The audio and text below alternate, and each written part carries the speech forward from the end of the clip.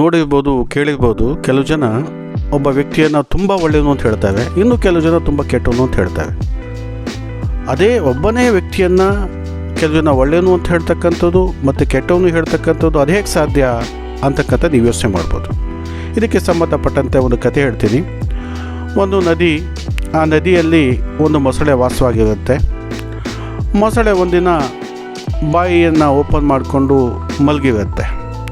ಅಥವಾ ಬಾಯಲ್ಲಿ ಒಂದು ವಿಶಿಷ್ಟ ಜಾತಿಯ ಪಕ್ಷಿ ಕೂತ್ಕೊಂಡು ಆ ಮೊಸಳೆಯ ಹಲ್ಲುಗಳನ್ನು ಸ್ವಚ್ಛಗೊಳಿಸ್ತಾ ಇರುತ್ತೆ. ಆ ದೃಶ್ಯವನ್ನು ಅಲ್ಲೇ ಸ್ವಲ್ಪ ದೂರದಲ್ಲಿರ್ತಕ್ಕಂಥ ಒಂದು ಜಿಂಕೆ ನೋಡುತ್ತೆ. ಆ ಜಿಂಕೆಗೆ ಸ್ವಲ್ಪ ಭಯಾನೂ ಆಗುತ್ತೆ, ಶಾಕಿಂಗೂ ಆಗುತ್ತೆ. ಯಾಕೆಂತ ಹೇಳಿದ್ರೆ ಆ ಮೊಸಳೆಯ ಬಾಯಲ್ಲಿ ಒಂದು ಪಕ್ಷಿ ಕೂತ್ಕೊಂಡಿದೆಯಲ್ಲ ಅಂತ ಅದು ಯೋಚನೆ ಮಾಡುತ್ತೆ. ನೆಕ್ಸ್ಟ್ ಡೇ ಅದೇ ಪಕ್ಷಿ ಏನು ಮಾಡುತ್ತೆ, ಆ ಜಿಂಕೆಯ ಬೆನ್ನ ಮೇಲೆ ಬಂದು ಕೂತ್ಕೊಳುತ್ತೆ.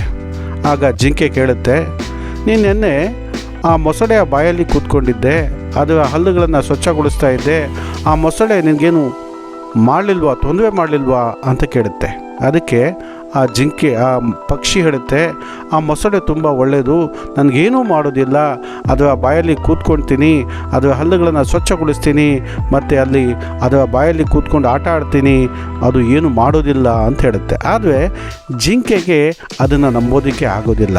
ಯಾಕೆ ಅಂತ ಹೇಳಿದ್ರೆ, ಜಿಂಕೆ ಪಕ್ಷಿಯ ಮಾತನ್ನು ಕೇಳಿಕೊಂಡು ಆ ಮೊಸಳೆಯ ಬಾಯಲ್ಲೇನಾದರೂ ಕೂತ್ಕೊಂಡ್ರೆ ಅದೇನಾಗುತ್ತೆ, ಅದರ ಒಂದು ಗತಿ ಏನಾಗುತ್ತೆ ಅಂತಕ್ಕಂಥದ್ದು ನಿಮಗೂ ಗೊತ್ತು.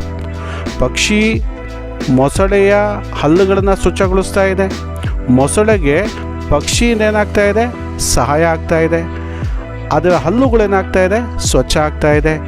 ಯಾವಾಗ ಮೊಸಳೆಗೆ ಆ ಪಕ್ಷಿಯಿಂದ ಸಹಾಯ ಆಗುತ್ತೆ, ಮೊಸಳೆ ಆ ಪಕ್ಷಿಗೇನು ಮಾಡೋದಿಲ್ಲ.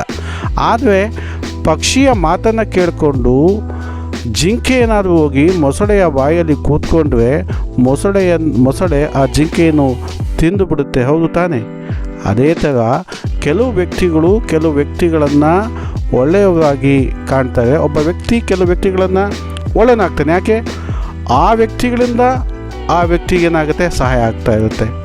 ಮತ್ತು ಇನ್ನೂ ಕೆಲವು ವ್ಯಕ್ತಿಗಳು ಅದೇ ವ್ಯಕ್ತಿಯನ್ನು ಕೆಟ್ಟವನು ಅಂತ ಯಾಕೆ ಹೇಳ್ತವೆ ಅಂತ ಹೇಳಿದ್ರೆ, ಆ ವ್ಯಕ್ತಿಗೆ ಈ ವ್ಯಕ್ತಿಗಳಿಂದ ಏನಾಗ್ತಾ ಇವೆಲ್ಲ, ಸಹಾಯ ಆಗ್ತಾ ಇವೆಲ್ಲ. ಅಂದರೆ ಅರ್ಥ, ಒಬ್ಬರು ಇನ್ನೊಬ್ಬರಿಗೆ ಎಲ್ಲಿವರೆಗೂ ಸಹಾಯ ಮಾಡ್ತಾರೆ ಅಲ್ಲಿವರೆಗೂ ಆ ವ್ಯಕ್ತಿ ಏನಾಗ್ತಾನೆ, ಆ ವ್ಯಕ್ತಿಗಳೇನಾಗ್ತವೆ, ಒಳ್ಳೆಯದಾಗ್ತವೆ. ಯಾವಾಗ ಸಹಾಯ ಸಿಗೋದಿಲ್ಲ, ಅದೇ ವ್ಯಕ್ತಿ ಅಥವಾ ಅದೇ ವ್ಯಕ್ತಿಗಳೇನಾಗ್ತವೆ, ಕೆಟ್ಟವಾಗ್ತವೆ.